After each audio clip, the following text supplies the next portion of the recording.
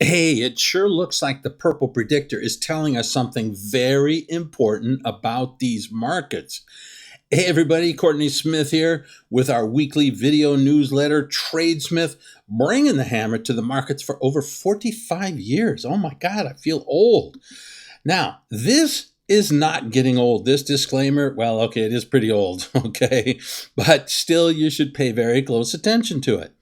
Let's take a look at this purple predictor. The purple predictor, I talked about it last week and it started to collapse. You can see that it continued to collapse this week. This is an ugly looking line.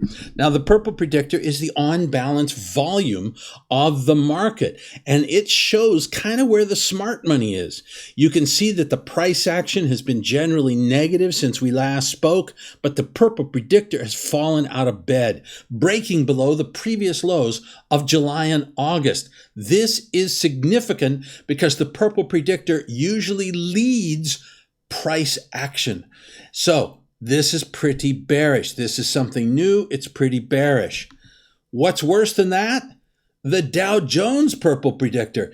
It broke down back in July and has continually gone lower and lower and lower, telling us that Dow type stocks, big, boring industrial stocks, are where the weakness is in the market, not the strength. Where's the strength? Well, there's a little bit of strength over in the NASDAQ.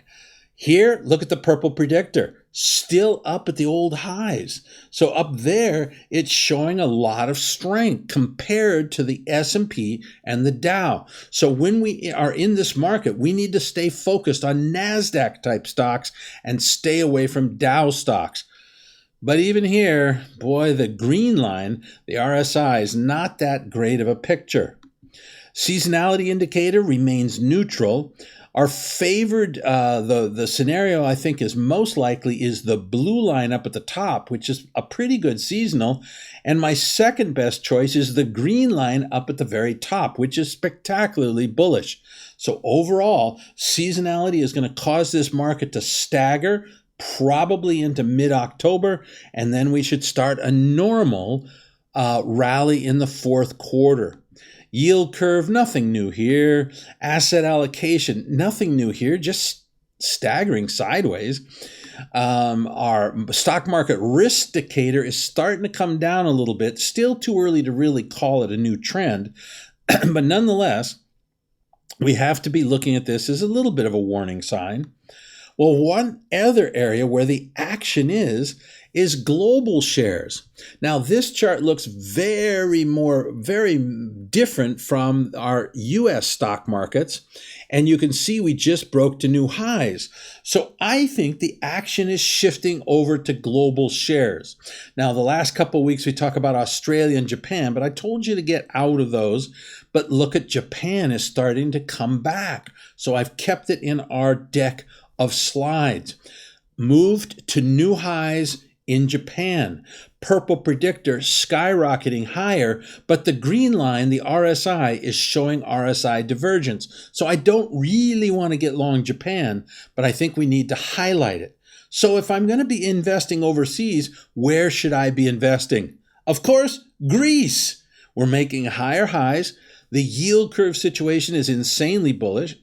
We rode this up. You can see back in March and April and May, we made some decent money, no big deal.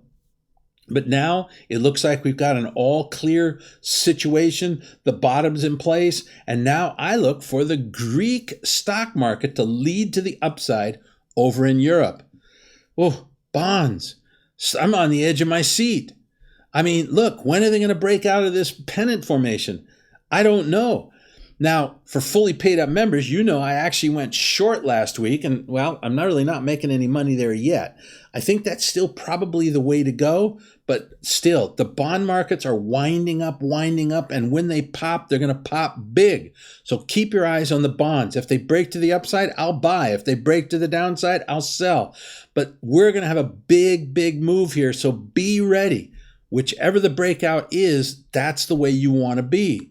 Our bond factors still saying we're looking for lower interest rates now, but still kind of a mixed bag. That means we'd break out on the upside. Now, the dollar has had a little bit of a breakout, but I'm not excited about this. We're at the same prices we were in March. So really, the dollar's in a gigantic, sloppy trading range.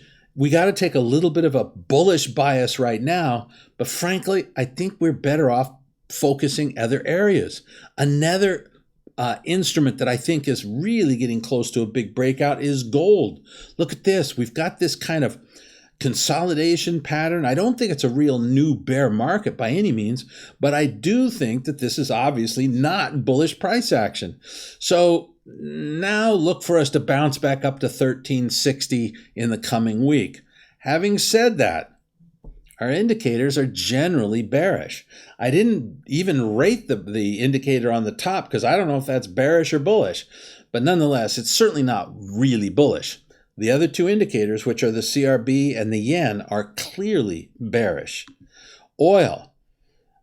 Man, I have been mentally whipsawed here. So I'm going to keep my mouth shut and just say, I don't want to trade this market.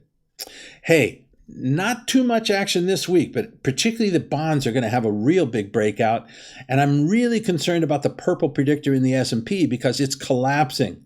So you need to subscribe now in order to find out what to do about all of this price action that's coming up, particularly in the bonds. That's going to be big. But I think the stock market is starting to crack down. So what you need is you need the TradeSmith every single week to keep you focused on how to make money in such a treacherous market.